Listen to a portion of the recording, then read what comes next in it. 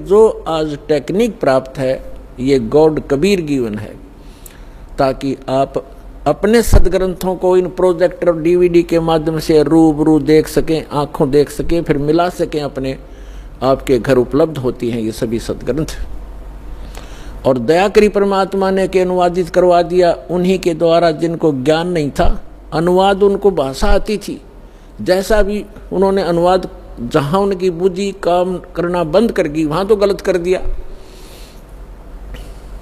और जहां साधारण अनुवाद थे उन्होंने कर दिए। कहाँ स्लिप करी उनकी बुद्धि? जैसे श्रीमद् भगवत गीता अध्याय नंबर 7 के मंत्र नंबर 18 में अनुत्तम गति शब्द है। गीता ज्ञान दाता अपने से अन्य परमात्मा के विषय में जानकारी देता है और अपने विषय में भी जानकारी देता है। लेकिन गीता अनुवाद करने वालों का दृष्टिकोण यही रहा कि श्री कृष्ण जो है ये सुप्रीम पावर है, श्री कृष्ण इज विष्णु, ये विष्णु जी को सुप्रीम पावर मानकर ये मानते रहे कि श्रीमद् भगवत गीता का ज्ञान श्री विष्णु जी ने दिया है श्री कृष्ण रूप में। श्री कृष्ण भी विष्णु ही थे, ये खुद मानते हैं हमारे धर्मगुरु। तो इन्होंने श्रीमद् भगवत गीता को ठीक से ना समझकर, क्योंकि उनको सृष्टि रचना का ज्ञान नहीं था, जिस कारण से उन्होंने श्री कृष्ण को ही मूल परमात्मा मान लिया। जबकि गीता अध्याय नंबर 15 के श्लोक 16 और 17 में 3 प्रभु बताए हैं, 3 पुरुष बताए हैं। एक सरपुरुष, सरपुरुष है ब्रह्म, जिसको सरब्रह्म भी कहा जाता है। सरब्रह्म ये केवल 21 ब्रह्मांड का स्वामी है। और दूसरा अक्षर पुरुष, इसको अक्षर ब्रह्म भी कहते हैं, इसको पर ब्रह्म भी कहते हैं। ये 7 संख ब्रह्मांड का स्वामी है, प्रभु है, पुरुष है, मालिक है। पुरुष कहो परमात्मा को।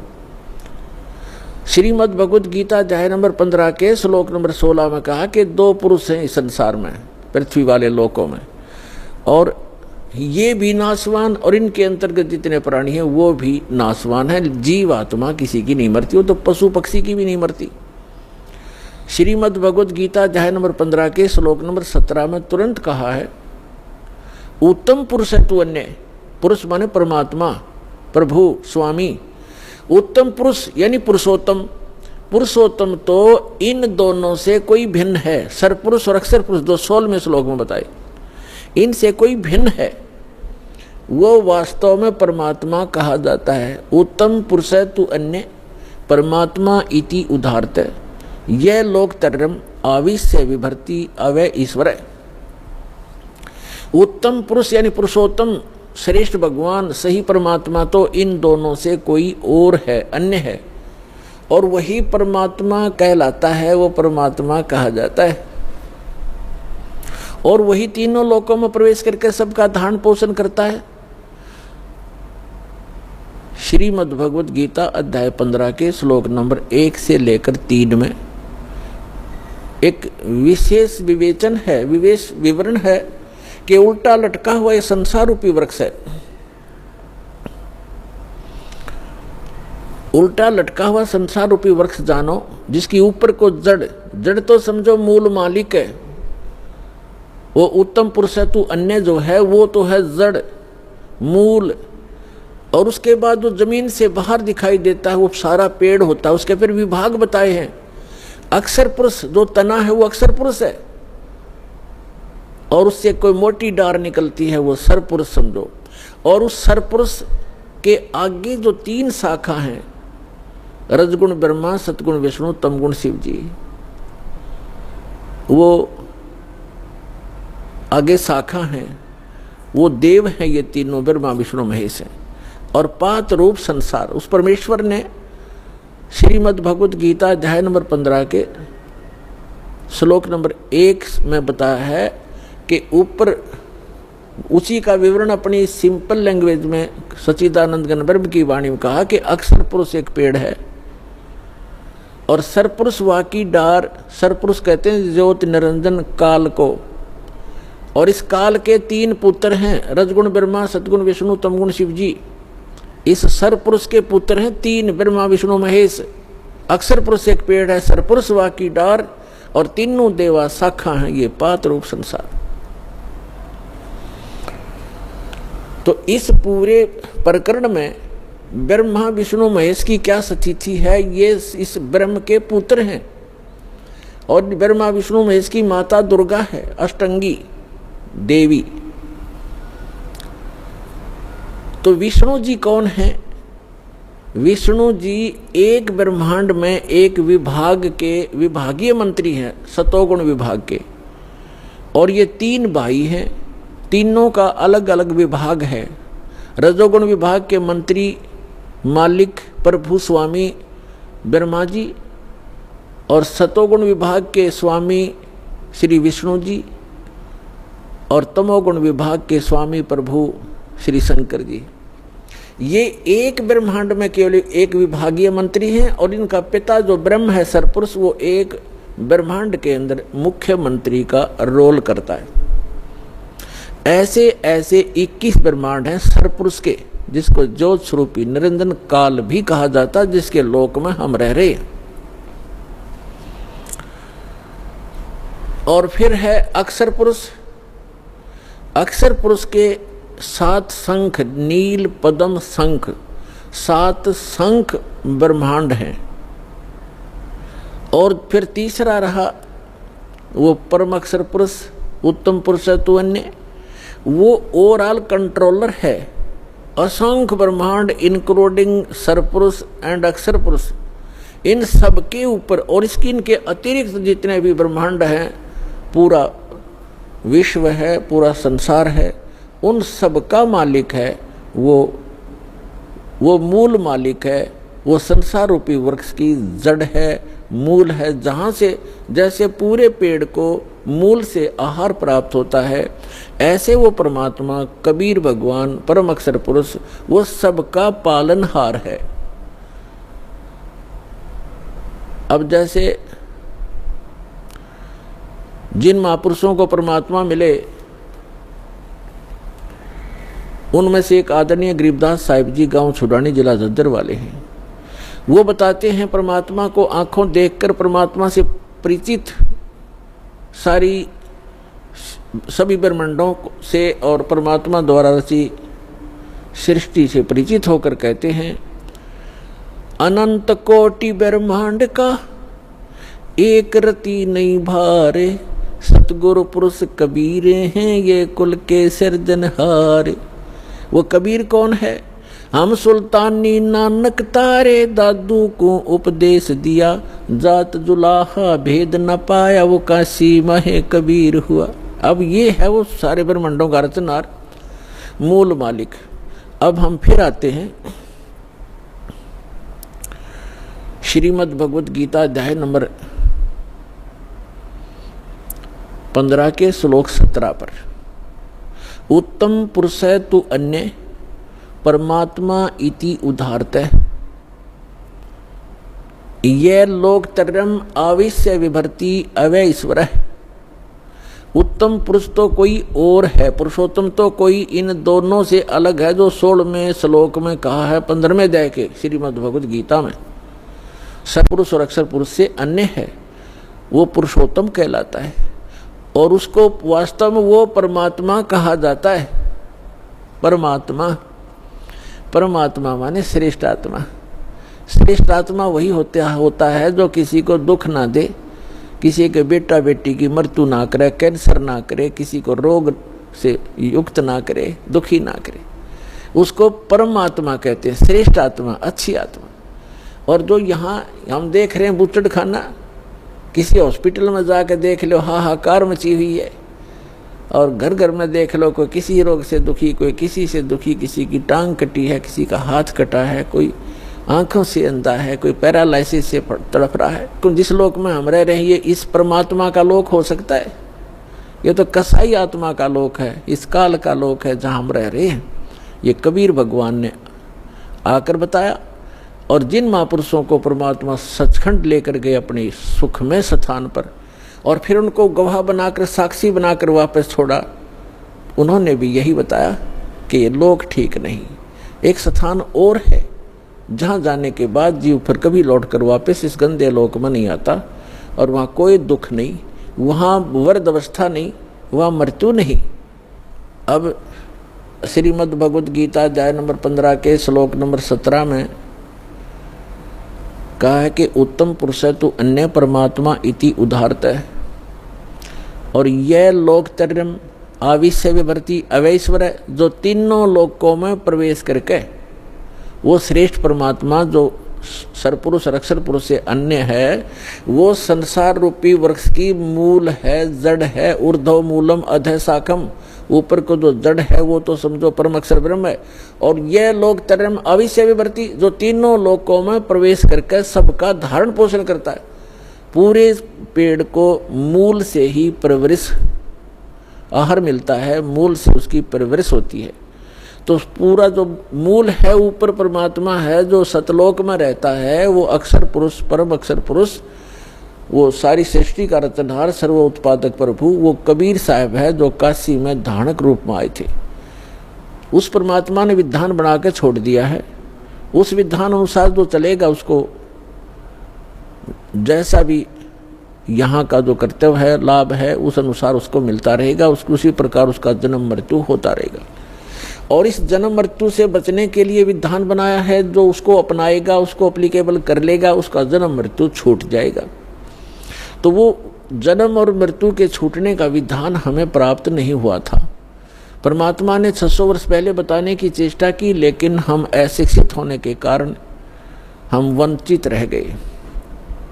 उसकी पूर्ति करने के लिए परमात्मा ने अब समय दिया है, निर्धारित किया था। अब जो प्रसंग चल रहा है, अब यहाँ कई व्यक्ति श्रद्धालु आपको भ्रमित कर देते हैं कि श्रीमद् भगवद गीता अध्याय नंबर 15 के श्लोक नंबर 18 में गीता ज्ञानदाता कहता है कि मैं लोक वेद के आधार से मैं पुरुषोत्तम प्रसिद्ध हूँ। तो वो भ्रमित करते हैं कि रामपाल इनकम्प्लीट ज्ञान देता है, 17वें श्लोक तक ही बताता है, 18वें में क्यों नहीं बताता कि उसमें खुद कहता है मैं पुरुषोत्तम हूँ। यदि उसको 18वें श्लोक को हम फाइनल माने तो 17वां गलत हो गया, क्योंकि गीता ज्ञानदाता तो ये है कि वो पुरुषोत्तमता इन दोनों से कोई अन्य है। और 18वें में क्या कहता है कि मैं गीता ज्ञानदाता कौन है? ये श्री कृष्ण नहीं है। श्री कृष्ण में प्रवेश करके, ये विष्णु नहीं है। श्री कृष्ण कहो चाहे विष्णु को, ये बोलने वाला श्री कृष्ण और विष्णु नहीं है। इनके अंदर इनका पिता जो सरपुरुष है उसने प्रतिज्ञा कर रखी है, 7वें अध्याय के 24-25वें श्लोक में कहा है। वो खुद कहता गीता ज्ञानदाता कि मैं अपनी योग माया से छुपा रहता हूँ, ये बेबुद्धि मंदबुद्धि के लोग मुझे एज ए कृष्ण मान रहे होंगे, व्यक्ति रूप में खड़ा प्राप्त मान रहे होंगे। मैं कृष्ण नहीं हूँ, मैं व्यक्ति रूप में कभी नहीं आता। मैं अपने 4थे अध्याय के 9वें श्लोक में ये कहता है मेरे जन्म और कर्म दिव्य हैं। अब इसके कर्म दिव्य कैसे हैं कि ये सामने आता नहीं, इसने प्रतिज्ञा कर रखी है और ये किसी में प्रवेश करके अपना जो उल्लू सीधा वो कर जाता है। श्री कृष्ण में प्रवेश करके गीता का ज्ञान ये सरपुरुष दे रहा है और ये कहता है कि मेरे अंतर्गत यानी 21 ब्रह्मांड में जितने भी प्राणी हैं उनसे मैं उत्तम हूँ, श्रेष्ठ हूँ, तगड़ा हूँ, मजबूत हूँ, ताकतवर हूँ। इसलिए लोक वेद में मैं पुरुषोत्तम प्रसिद्ध हो रहा हूँ। लोक वेद दंत कथा सुनी सुनाई बातें, इस कारण से मैं पुरुषोत्तम हूँ। 15वें अध्याय के 17वें श्लोक में स्पष्ट कर दिया कि उत्तम पुरुष है तू अन्य, वो तो कोई और है और वही वास्तव में अविनाशी है।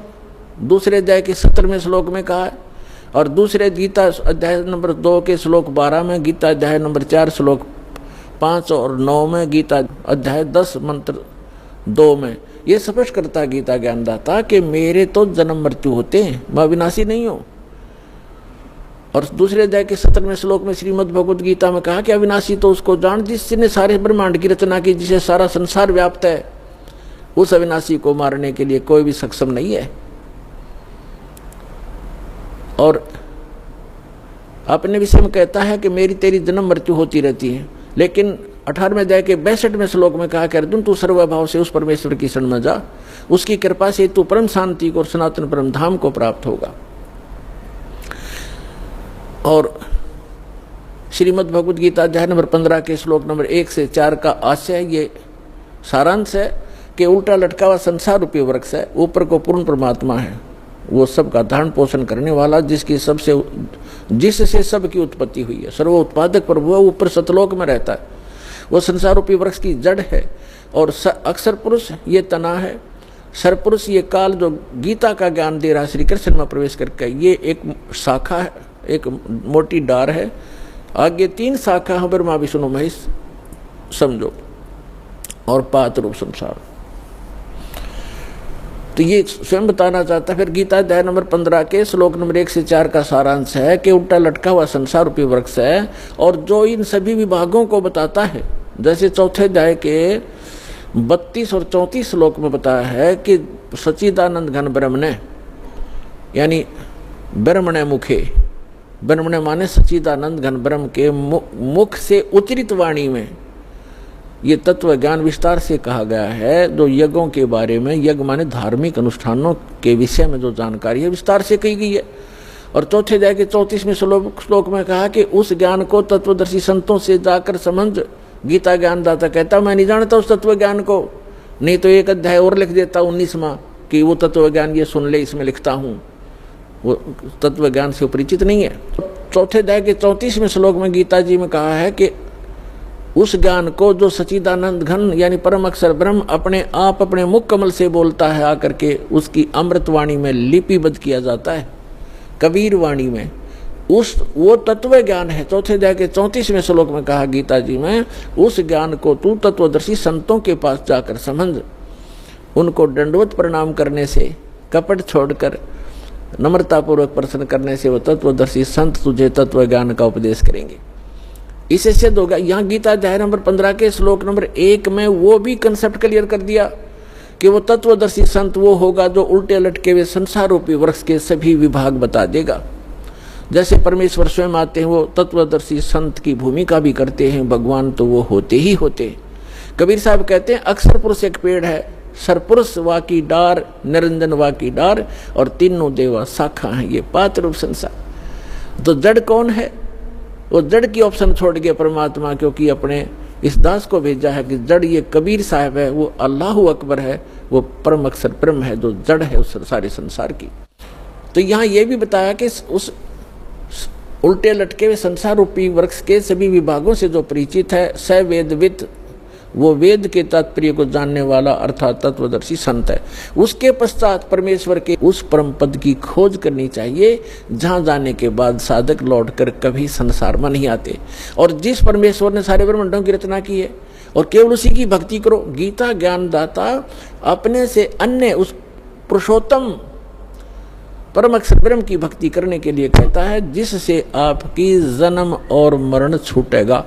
7वें अध्याय के 29वें श्लोक में गीता ज्ञान दाता कहता है कि मेरे इस ज्ञान का जो आश्रय कर लेता है, यानी तत्वदर्शी संत की जो खोज कर लेता है और तत्व ज्ञान से जो परिचित हो जाता है, जरा मरण मोक्षाय यतन माम आश्रित यतंती ते ये तत्ब्रह्म विदु कृष्णम अध्यात्म अखिल च कर्मम कर्मम च अखिलम। इसका अर्थ ये है, गीता ज्ञानदाता कहता है कि मेरे इस ज्ञान को जो आधार मान कर तत्वदर्शी संत की खोज कर लेता है, वो व्यक्ति केवल वो उस तत्ब्रह्म से और सारे आत्म ज्ञान से और सभी कर्मों से परिचित हैं, जो जरा और मरण से छूटने के लिए ही प्रयत्न करते हैं। जरा माने वृद्ध अवस्था का दुख और मरण माने मृत्यु। इस बुढ़ापे के दुख और मृत्यु के दुख से जो छूटने के प्रयत्न कर रहे होते हैं, वे उस तत्ब्रह्म से परिचित हो चुके हैं और मेरे इस ज्ञान का आश्रय कर लिया उन्होंने तत्वदर्शी संत की खोज कर ली है। वो तत्ब्रह्म से परिचित हैं, सारे आत्म ज्ञान से परिचित हैं और यहाँ सब कर्मों से परिचित हैं। वो यह संसार की किसी वस्तु की इच्छा नहीं करते, वो केवल जरा और जरा माने वृद्ध अवस्था के दुख से और मरण माने मृत्यु से छूटने का ही प्रयत्न करते हैं। अब श्रीमद् भगवद गीता अध्याय नंबर 8 के श्लोक नंबर 1 में अर्जुन ने पूछा, किम तत्ब्रह्म किम अध्यात्म किम कर्म पुरुषोत्तम। अब गीता ज्ञानदाता तो श्री कृष्ण ने पुरुषोत्तम मान रहा था, जय विष्णु, और ये तो कहता पुरुषोत्तम कोई और है। फिर भी जो ये तो अर्जुन की सोच है, किम पुरुषोत्तम। अब यहाँ अर्जुन ने पूछा कि वो तत्व ब्रह्म क्या है, वो कौन है जिसके जानने के बाद केवल जरा और मरण से छूटने का ही प्राणी प्रयत्न करता है साधक, और कोई वस्तु की डिमांड इस लोक की नहीं करता। इसका भाव ये है। अब गीता ज्ञानदाता गीता अध्याय नंबर 8 के श्लोक नंबर 3 में कहता वो परम अक्षर ब्रह्म है, यानी गीता ज्ञानदाता से अन्य है। इसलिए 8वें अध्याय के 5 और 7 श्लोक में गीता ज्ञानदाता कहता मेरी भक्ति कर, युद्ध भी कर और मुझ में आस्था रख, भावत रह, मुझे प्राप्त होगा। अपना मंत्र बताता 8वें अध्याय के 13वें श्लोक में, ओम इति एकाक्षरम ब्रह्म व्यवहारण माम अनुस्मरण यह प्रयाति तदंदेहम सयाति परमाम गतिम। मुझ ब्रह्म का केवल एक ओम अक्षर है, नथिंग एल्स, इसके अतिरिक्त कुछ नहीं। उच्चारण करके सिमरण करता हुआ यह प्रयाति तदंदेहम, जो शरीर छोड़कर जाता है, सयाति परमाम गतिम, वो ओम से मिलने वाली परम गति को प्राप्त होता है। ओम से क्या प्राप्ति होती है? ब्रह्मलोक मिलता है, क्योंकि ये ब्रह्म का मंत्र है। और गीता अध्याय नंबर 8 के श्लोक नंबर 16 में कहा है कि ब्रह्मलोक पर्यंत ये सभी लोक पुनरावर्ती में, उनके वहां जाने के बाद भी लौटकर जन्म मृत्यु में प्राणी आते। ये वो स्थान नहीं है जहां जाने के बाद साधक फिर लौटकर कभी नहीं आते। 15वें अध्याय के जो 4थे श्लोक में कहा है। तो इस ब्रह्म की साधना करने से भी ब्रह्मलोक प्राप्त होता है। ब्रह्मलोक में गए हुए प्राणी भी पुनर्वर्ती में होते हैं, जन्म मृत्यु होता है। इसलिए 18वें अध्याय के 62वें श्लोक में कहता अर्जुन तू सर्वभाव से उस परमेश्वर की शरण में जा, उसकी कृपा से ही तू परम शांति और सनातन परम धाम को प्राप्त होगा, उस परमेश्वर की ही कृपा से।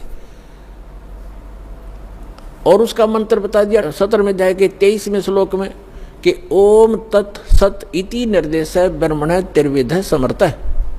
ब्रह्मण माने सच्चिदानंद घन ब्रह्म, यानी परम अक्षर ब्रह्म के प्राप्ति का, उस लोक की प्राप्ति का, जहां जाने के बाद साधक फिर लौटकर कभी संसार में नहीं आते, कि वो मंत्र है ओम तत् सत।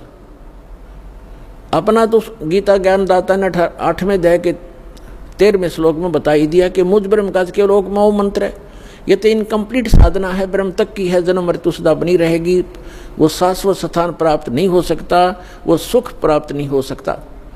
अब बताया है उस सच्चिदानंद घन ब्रह्म की साधना करने से शाश्वत स्थान, शाश्वत माने जहाँ जिसका कभी अंत नहीं होता, अविनाशी लोक, हम उसको सत्यलोक कहते हैं, अमरलोक कहते हैं, सत्यलोक की प्राप्ति होती है। तो उसका मंत्र है ओम तत्सत। ओम तो सरपुरुष का, इस ब्रह्म का, और तत् जो है ये अक्षर पुरुष का साधना मंत्र है। और सत तत् ये सांकेतिक है, तत् नहीं, ये अन्य मंत्र है, ये कोड वर्ड है, सांकेतिक शब्द है। और सत ये परम अक्षर ब्रह्म का साधना मंत्र है, वो कोड वर्ड है। ओम तत्सत ये शब्द नहीं है, ये मंत्र नहीं है, ये अन्य मंत्र हैं जो इस विश्व में दास के पास उपलब्ध है और किसी के पास नहीं है। यदि इस दास से वो मंत्र प्राप्त करके कोई स्वयंभू संत बनकर ये प्रदान करता है, वो अपना जीवन नाश कर रहा है, और जिनको वो नाम दे रहा है वो अधिकारी नहीं है। जैसे अनअधिकारी से बनवाया हुआ लाइसेंस या पासपोर्ट समय पर धोखा देगा और दंडित होना पड़ेगा, तो उस व्यक्ति को ऐसा समझ लेना, यदि कोई ऐसा जालिम व्यक्ति ऐसे जागरूक समय में भी ये प्रयत्न कर रहा हो, तो वो उसको भी प्रार्थना करना कि अपना जीवन नाश ना करे, भगवान का द्रोही है तू, और इन जीवों का नाश मत कर, काल के दूत का काम मत कर। और वो नहीं माने तो अन्य भाई बहनों को जरूर बताने की चेष्टा करना, झगड़ा नहीं करना, क्योंकि ये मार्ग झगड़े का नहीं है। हमारा फर्ज है बताने का, समझाने का, और ना माने कुएं में पड़े तो भाई जानबूझ। परमात्मा फिर कहते हैं कि जानबूझ साची तजय करे झूठते ने, ताकि संगत है प्रभु सोपन में बिना दे। और फिर परमात्मा कहते हैं कर दीपक कुआ पड़े फिर काहे की कुशलात। हाथ में दीपक टॉर्च ले रहा है फिर कुएं में गिरने लग रहा है तो वो होश में नहीं है, वो व्यक्ति कोई शराब वगैरह पी रखी है उसने, तो वो मूर्ख है, वो फिर अपनी करनी आप पावेगा, आप निर्दोष हो जाओगे। उनको एक बार प्रार्थना अवश्य करना कि ये व्यक्ति जो आप गुरु बनाए बैठे हो, ये गुरु ठीक नहीं है, ये अधिकारी नहीं है। तो इस तरह का अगर कोई स्वयंभू संत बनेगा तो उसको अनधिकारी है, वो डुप्लीकेट जाली लाइसेंस और पासपोर्ट बना रहा है, क्योंकि इस मंत्र के आधार से ये हमारा यहाँ का पासपोर्ट है, जिसके आधार से हम सवलोक जाएंगे, सतलोक जाएंगे। और इसका पता चलेगा जब मृत्यु के बाद जब जाएंगे प्लेटफार्म पर इसको लेकर के, वो सुविधा तो मिलेगी नहीं, सजा और मिलेगी, दंडित कर दिए जाएंगे। तो जो प्रसंग चल रहा है उसी पर आते हैं कि उस सच्चिदानंद घन ब्रह्म के पाने का इस 3 मंत्र के जाप का प्रावधान है, निर्देश है, डायरेक्शन है, नथिंग एल्स। निर्देश माने फाइनल फैसला है, आदेश भी और निर्देश यानी ये दिशा भी दे दी। अब उस परमात्मा की भक्ति से पूर्ण मोक्ष होगा और शाश्वत स्थान प्राप्त होगा, जहाँ जाने के बाद साधक फिर लौटकर कभी संसार में नहीं आते।